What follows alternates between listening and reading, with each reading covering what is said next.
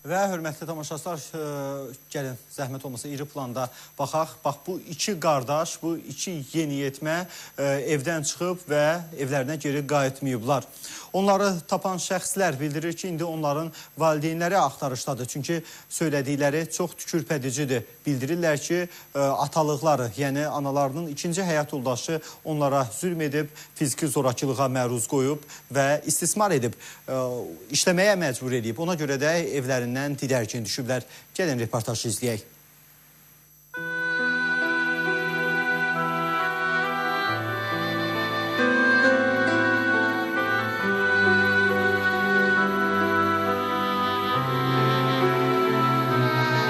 Paytaxtın Nəsimi rayonunda evdən qaçan iki qardaş tapılıb. Qardaşlar Nəsimi rayon 19-cu polis bölməsinin əməkdaşları tərəfindən uşaq sığınacağına təhvil verilib. Bizim üzərimizə düşən iş uşaqlar bizə yerləşdirildi, istiqamətləndirildi, rəsmi akt əsasında qəbul edildi və bununla bağlı biz aidiyyatı qurumlara məlumat verəcəyik. Uşaqların ailəsi, ilkin olaraq bizim üzərimizə düşən iş uşaqların ailəsini aşkar etməkdir. 16 yaşlı Dadaşzadə Kamran Tapdıqoğlu və qardaşı 14 yaşlı Rəhman ögey ataları tərəfindən şiddətə məruz qaldıqları üçün evdən qaçdıqlarını bildirir.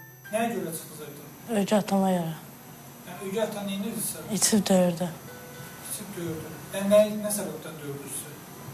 İçən də özümdən vurdu. Döyürdü anamızı.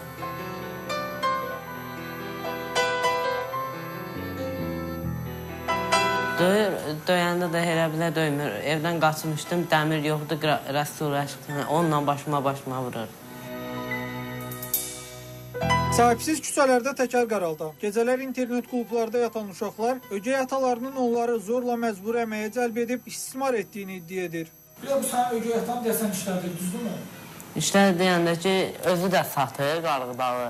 Elə bir özünü 30 dənə götürəndə bizə 50 dənə hərəmizə 50 dənə qarğıdalı zat verir ki, apar. Siz apar burada satırsınız? Dənizdən o xanqıram.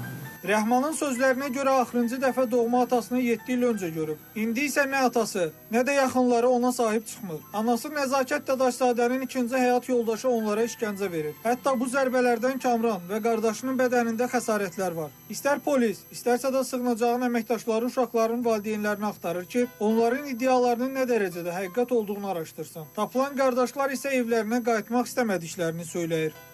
Bu dəqiqə evə getmək istəmirəm, hal-hazırda. Çünki gedəcəm, yenə döyüləcəm. Ailəm qabağımda, anam qabağımda döyüləcək.